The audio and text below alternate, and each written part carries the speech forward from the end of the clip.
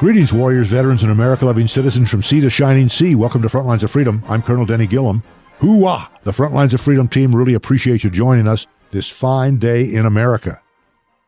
It's an honor to welcome to the show a fellow veteran, Sam Kille. Welcome to Frontlines of Freedom, Sam. Oh, thanks for having me, Colonel. Sam, I know you're a veteran. Talk to us about your service. Why'd you join? What'd you do?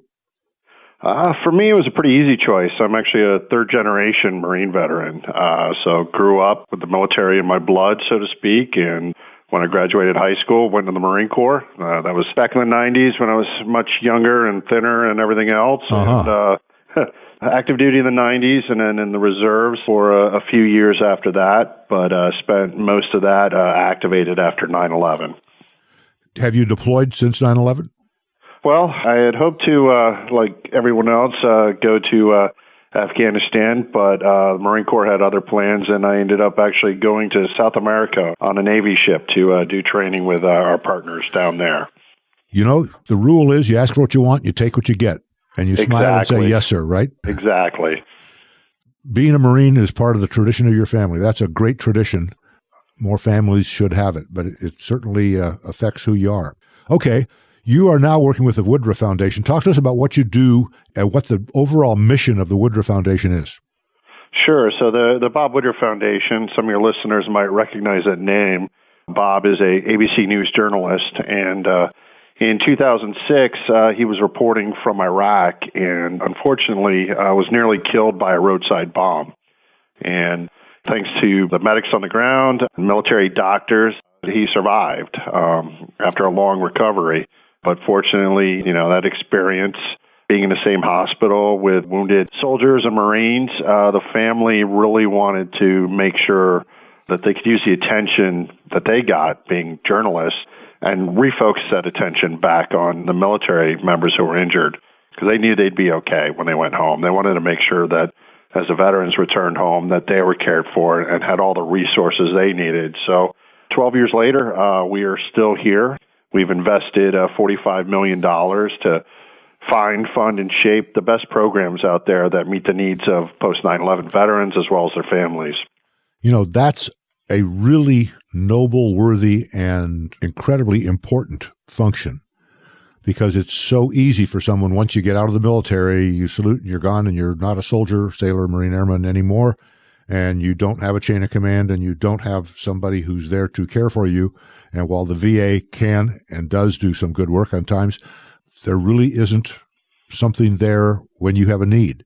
Especially your old squad or team or commander or whomever, they're gone. Yep, and when you consider the fact that less than 1% of our nation is serving in the military today in the all-volunteer force, people don't have connections to the military that they did decades ago in prior wars. So when a veteran goes home, it can be a lonely experience trying to find a job, take care of your family, and if you're injured, it just adds to those troubles. So that's what we're there for, to make sure that we can not replace services that are being provided by the VA and the government, but to really complement the services out there so that we're really taking care of the veteran and their family in a really holistic way. That makes a lot of sense. If you and I were both hurt veterans, your needs might be different than mine. A one-size-fits-all solution isn't the right answer, is it? No, it isn't. When you consider that there are different types of injuries. We hear about it in the news all the time. There are a number of veterans who might have mental health issues like post-traumatic stress, whereas you have other veterans, nearly 1,700 who have amputated limbs as a result of IED explosions. So the needs are different for everyone, and there are a lot of great programs out there. There are more than 40,000 programs in this country that serve veterans and their families in one way or the other. A lot of them are really good, some not so good. And so what we really do is we make it easy for the public, for companies to, who say, I want to help veterans, but how do I do it? And so with our team, we really see who the best organizations are, what the best programs are. We find them, talk to them, and we evaluate the work they're doing. And we also look at what the needs are, because the needs shift with time. As the earlier days of the foundation, obviously still combat was really heavy at the time, had a lot of troops coming home with amputations, traumatic brain injuries, et cetera. As we've gotten a little further away from major combat, now veterans they're going to school on the GI Bill, but when they get out, they're looking for jobs now, and they need help with different programs to help them get into the job market and to stay in a job once they get there.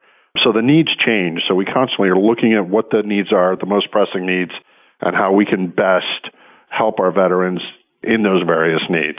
Indeed. This is Colonel Denny Gillum on Frontlines of Freedom, and we're discussing the role the Bob Woodruff Foundation plays in helping veterans get back into real life. You've got a big event coming up in a couple, 3 months on the West Coast. Talk to us about that. Sure. So we're going to have an event called Stand Up for Heroes Bay Area that's going to take place May 17th in San Francisco at the Masonic Theater. And what it's going to be is a night of comedy and music that celebrates and honors our wounded veterans and their families. And it's modeled after an event we've been doing for 11 years now. This November will be our 12th year of doing it in New York City at the theater at Madison Square Garden. And over the years, we've had entertainers like Bruce Springsteen and Jon Stewart and John Oliver and Conan O'Brien and Jerry Seinfeld, you name it, all the top comedians in the country who come out, donate their time to tell jokes, offer a few laughs for those who are still might be recovering from their wounds while helping raise money to fund the work that we do. This is a fundraiser, isn't it? This is one of the ways you get the money to keep doing what you're doing. Exactly. If somebody was going to be in or wanted to go, how would they plug in, find out, get tickets, whatever? Well, we're still working on who the talent will be, and we'll probably go on sale for the event middle of March, but people can go to our website, bobwoodrufffoundation.org, and sign up for updates, and when tickets go on sale, they'll know and be able to get their tickets and know that their ticket is a charitable deduction that is helping our veterans and their families.